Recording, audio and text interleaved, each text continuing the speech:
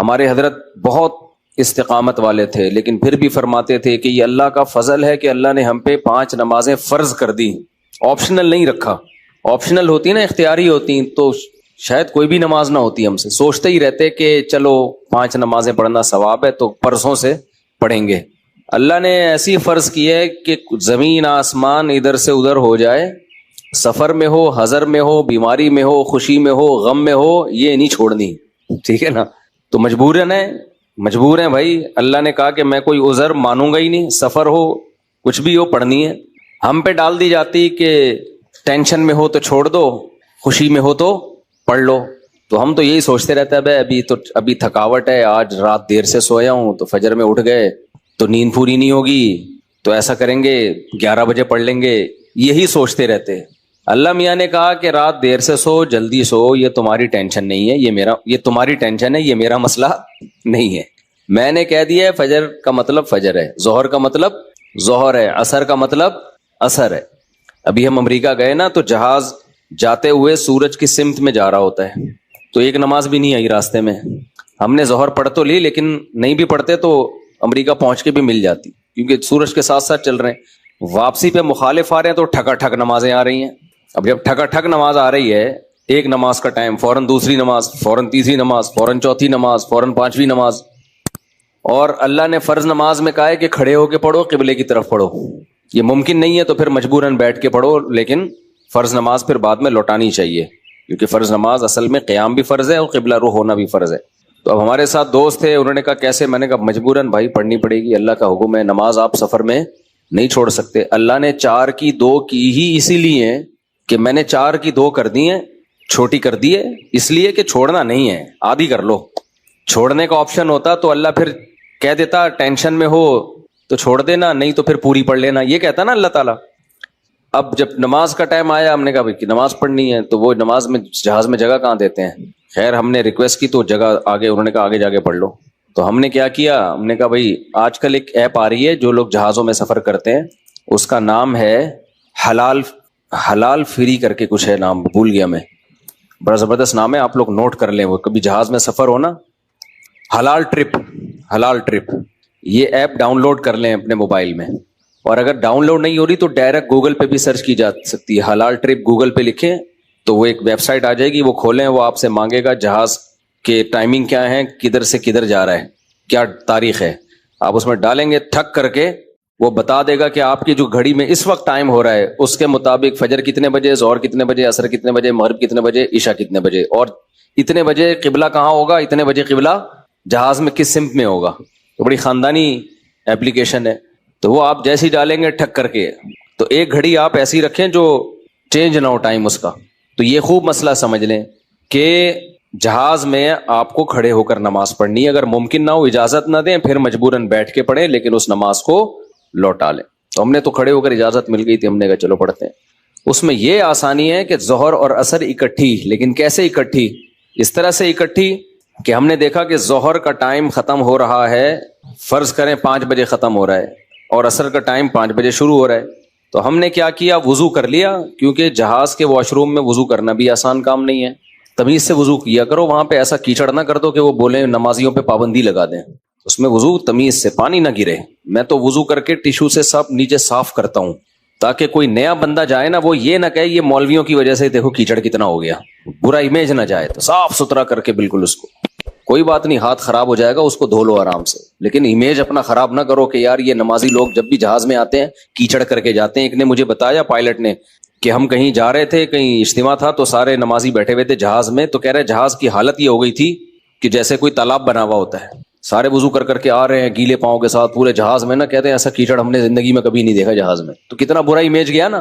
تو اس لیے صفائی ستھرائی کر کے ان کو لگے کہ کوئی بات نہیں یار، اگر یہ وضو کر بھی لیتے ہیں تو واش روم میں ذرہ برابر بھی گندگی نہیں ہوتی، تو صاف ستھرا کر کے نکلو باہر۔ اس بیان ابھی شروع کروں گا، لیکن یہ بھی ضروری بات ہے کہ تاکہ جہازوں میں بھی نمازوں کا اہتمام کریں۔ اللہ کو نماز بہت زیادہ محبوب بھی ہے، اور اللہ کے ہاں جتنی ویلیو نماز کی ہے نا، اتنی کسی حکم کی نہیں ہے۔ اللہ نے نہیں چھوڑی ہے، میں نے دیکھا ہے لوگ جہازوں میں نمازیں گول کر رہے ہیں، ٹرینوں میں نمازیں گول کر رہے ہیں، شاپنگ میں نمازیں، ہو بھائی میدان جنگ میں اللہ کہہ رہا ہے، میدان جنگ میں کہ نہیں، اگر تم میدان جنگ میں کھڑے ہو کر پڑھ سکتے تو پیدل پڑھ لو, سواری پہ پڑھ لو, اے اللہ بعد میں پڑھ لیں گے نا, جنگ سے جب فارغ ہو جائیں گے پھر پڑھ لیں گے, ابھی کیا ٹینشن ہے. اللہ نے کہا ان الصلاۃ کانت علی المؤمنین کتابا موقوتا, نماز مومنین پر مقررہ اوقات میں فرض ہے, یہ نہیں ہے کہ بعد میں پڑھ لو. کتنے آرام سے کہتے ہیں بھی سفر میں ابھی کہاں جائیں کیا کریں. نہیں بھائی, نمازی آدمی زمین آسمان ادھر سے ادھر ہو جائے وہ کہتا ہے بھائی چھوڑنی نہیں ہے, کچھ بھی ہو جائے. آج نمازی بھی نمازی نہیں رہے ہیں. تو ہم نے یہ ضرور کیا کیونکہ اس میں وضو بہت مشکل کام ہے, تو اس میں پھر ہم نے یہ کیا کہ بھائی 5 بجے جیسے اپلیکیشن سے پتہ چل گیا شافی وقت کے مطابق 5 بجے ظہر قضا ہو رہی ہے, تو بھائی 4:45 پہ یا 4:50 پہ ہم نے ظہر پڑھ لی, قبلہ رخ کھڑے ہو کر 2 رکعت پڑھی ہیں. تھوڑی دیر میں عصر کا ٹائم ہو گیا, اسی وضو سے عصر نمٹا لی. سمجھتے ہو؟ تو یہ اس طرح سے نبی صلی اللہ علیہ وسلم نے نمازوں کو سفر میں جمع کیا ہے. اور یہ جو حدیث ہے نا جس میں آتا ہے نبی صلی اللہ علیہ وسلم نے بغیر کسی عذر کے سفر کے نمازیں اکٹھی پڑھی ہیں ظہر عصر کی, تو اس کا بھی یہی مطلب ہے. ایسے اکٹھی نہیں ہے کہ ظہر کو قضا کر دیا ہو یا عصر کو ظہر کے ٹائم پہ پڑھ لیا ہو, ورنہ پھر یہ جو آیت ہے حافظوا علی الصلوات والصلاۃ الوسطی, نمازوں کی حفاظت کرو خصوصاً عصر کی نماز کی, پھر اس کا مطلب کیا ہو گیا؟ اس کا تو پھر مطلب ہی نہیں بنتا کوئی. تو حدیث کی وہ تشریح کی جائے گی جو قرآن سے میچ کر رہی ہو. تو اس طرح سے پھر مغرب عشاء بھی ایسے پڑھ سکتے ہیں آپ. مغرب کو ڈیلے کر دیا, عام حالات میں یہ مناسب نہیں ہے, نبی صلی اللہ علیہ وسلم کا معمول نہیں تھا, لیکن کبھی کبھار کوئی عذر ہو تو اس طرح سے ڈیلے کیا جا سکتا ہے. تو مغرب کو تھوڑا ڈیلے کیا عشاء کے قریب. صحیح بخاری کی حدیث ہے, اس میں حضرت عبداللہ بن عمر نے اسی طرح جمع کیا ہے کہ مغرب پڑھی تلبث یسیرا, تھوڑی دیر ٹھہرے, پھر عشاء پڑھ لی. تو اس سے پتہ چلتا ہے کہ جن حدیثوں میں آتا ہے اکٹھی پڑھی ہیں تو ان کا یہ مطلب ہے جو بخاری میں بیان. خیر ابھی یہ ٹاپک نہیں ہے کیونکہ لوگ کہتے ہیں کہ یہ لوگ حدیثوں کو نہیں مانتے, حدیثوں میں تو 2 نمازیں اکٹھی پڑھنے کا ہے. ہم مانتے ہیں اکٹھی, لیکن اکٹھی کا مطلب کیا ہے؟ تو خلاصہ یہ کہ کسی قیمت پہ بھائی نماز قضا بولو مت کرو. دیکھو بار بار ایک بات بیان کرتا ہوں, اللہ کے حکم میں آسانی ہے, لچک نہیں ہے. کیونکہ دنیا میں کوئی بھی قانون ساز اپنے قانون کو ہلکا نہیں سمجھتا.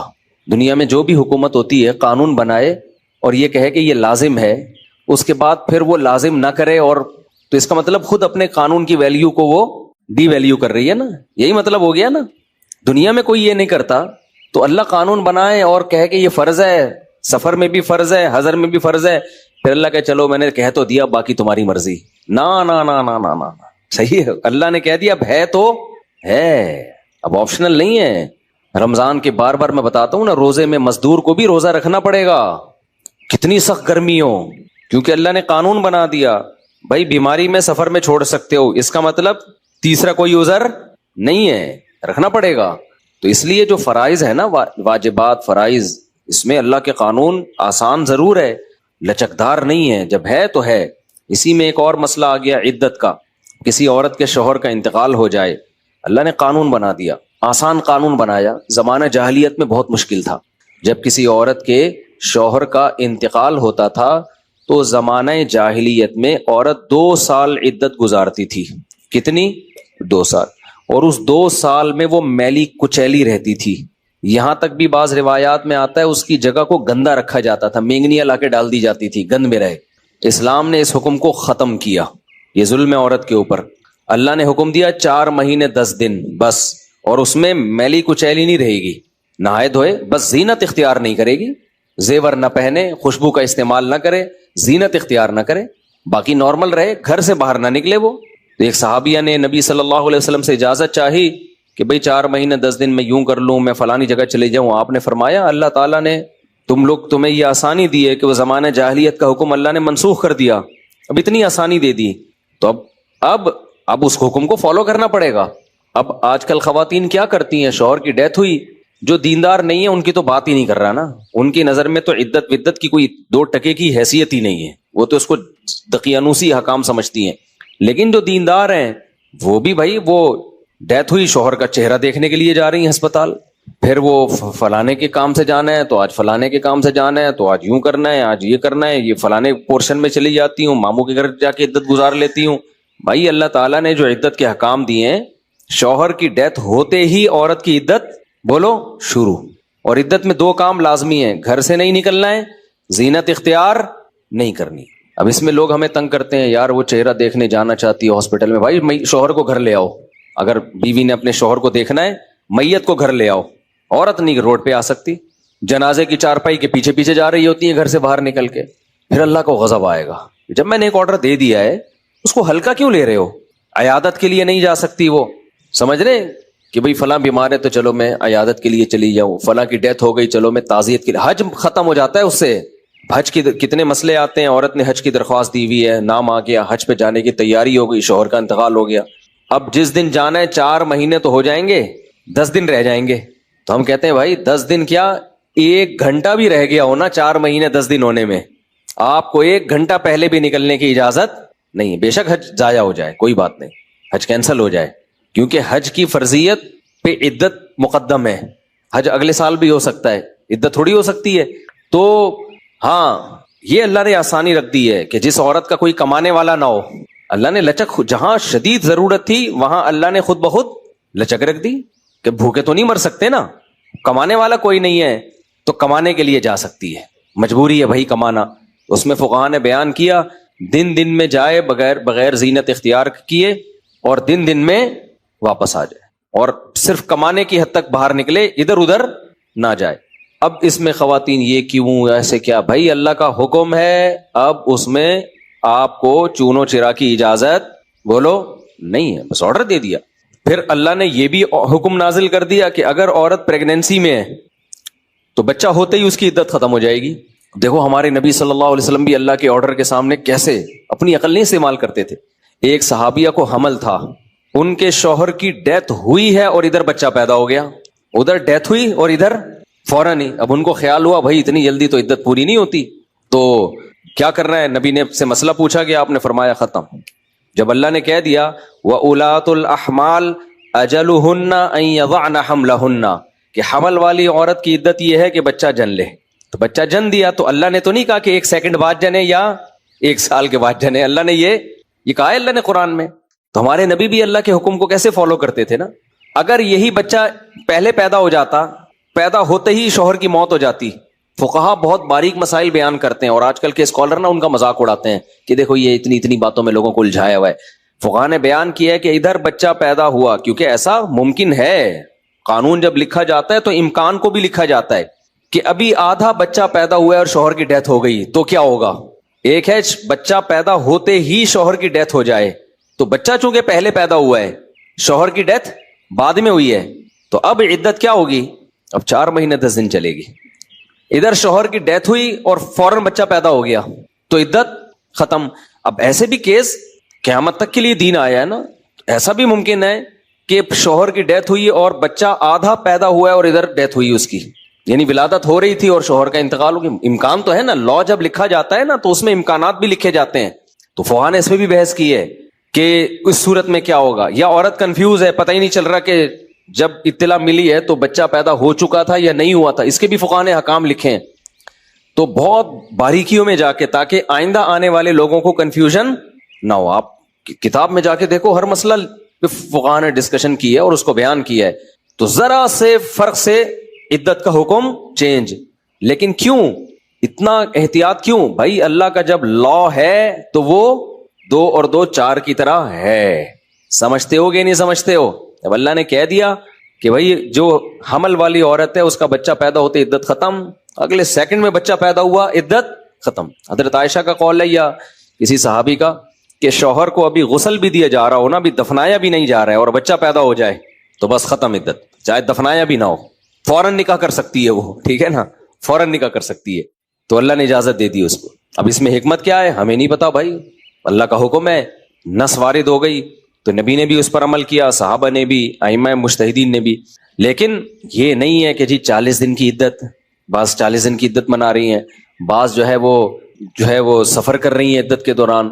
تو ہاں گھر اکیلا ہے، وحشت ہے اس میں، بہت زیادہ خوف ہے، کوئی خطرہ ہے چوری چکاری کا، تو مجبوری میں پھر وہ گھر چینج کر سکتی ہے۔ جیسے کوئی ایسی جگہ پہ رہ رہی ہو جہاں چور ڈاکوؤں کوئی ساتھ رہنے والا نہ ہو، وہ ایک الگ مسئلہ ہے۔